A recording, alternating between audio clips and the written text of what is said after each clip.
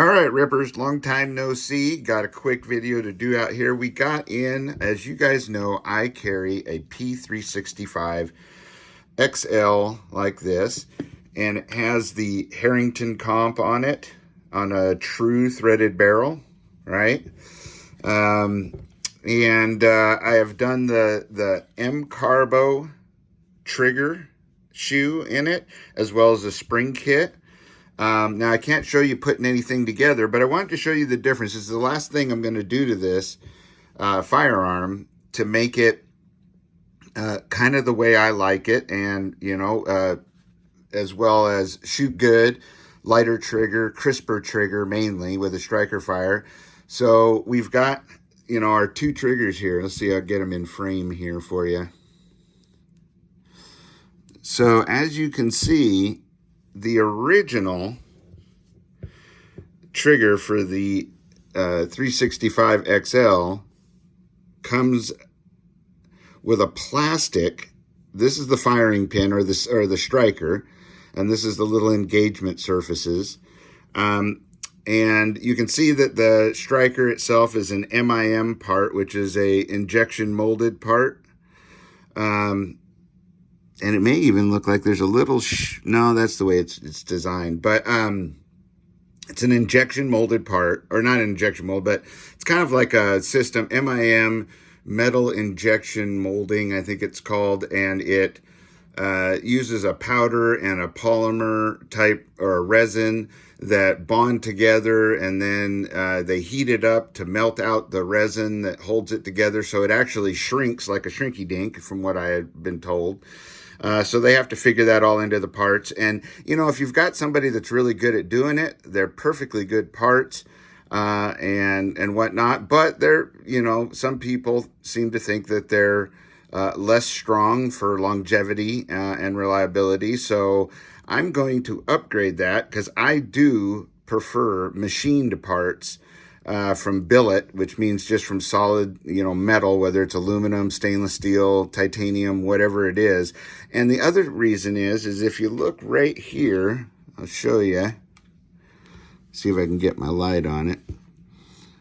If you look here, you can see how when you take this pistol down, so when you take it down to lube and oil your spring and whichever you use for your firing pin or your striker, it just has this little plastic housing that you have to take this, and I'll show you, excuse my crackly voice, you have to push this over and then get your screwdriver up above it and pull it down to get the cap to release. And those of you who have taken those out before, you can see like this, I have to push this over and then get behind it and push it down.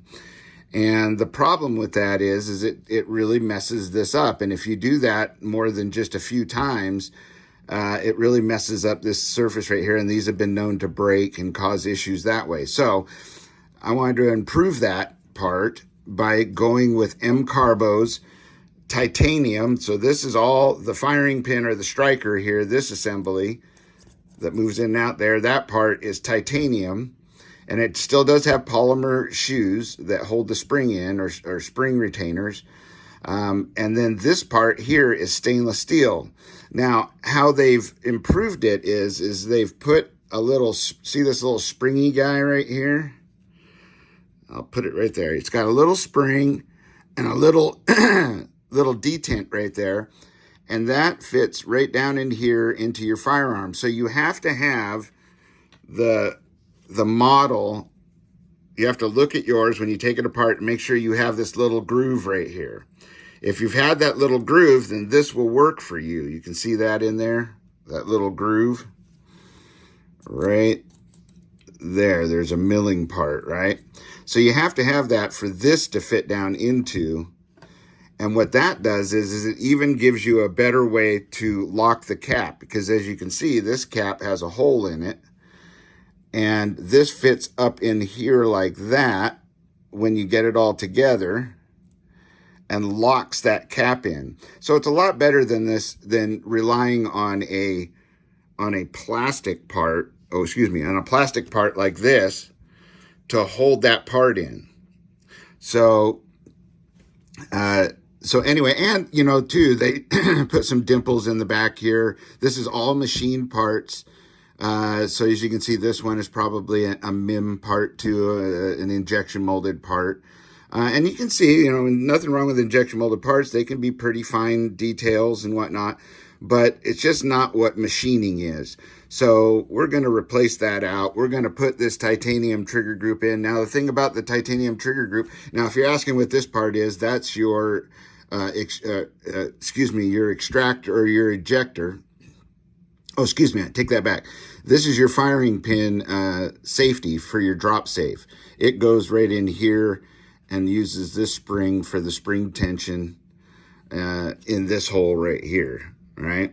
So that being said, basically all you do is you put this together like any other, except you have to put, just like you took apart your old one, except you're going to install this little plunger in there and push this thing, you know, push this into the, you know, this area, say, right?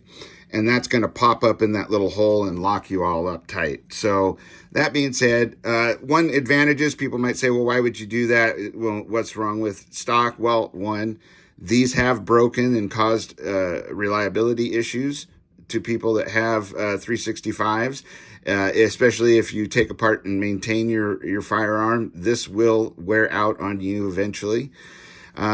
The MIM part with their, now supposedly they fixed their firing pin smear issue, but still they've had some issues with their striker, or firing pin, whatever you want to call it. And this one is being titanium, means it's going to have faster times when you release the trigger. It's going to hit the primer faster, allowing faster follow-up shots. So, and it's just all around more reliable because it's machined. So that being said, I hope that you guys understood this, got to see it okay, that you enjoyed this video, and I'll do another follow-up video where I show it all installed. Well, until then, stay safe, be secure, always be aware of your surroundings, and be getting ready and prepared for anything that may come your way. Till next time, adios. Oh, and when you're working on this, since whenever you have springs, try to have something over you, you know, like working under a sheet or something like that, or a little towel, in order to trap anything that may go zing zang, and you know what I mean. So, adios and aloha.